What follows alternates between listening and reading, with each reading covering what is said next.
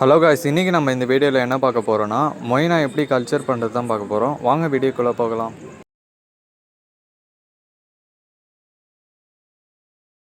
First Moina culture பண்ணுறதுக்கு Moina starter வேணும். Moina starter இருந்தால் மட்டும்தான் நம்மளால் கல்ச்சர் பண்ண முடியும். செகண்ட், நம்மளுக்கு ஈஸ்ட்டு தேவைப்படும். இந்த ஈஸ்ட்டு வந்து மளிகை கடையிலே கிடைக்கும்.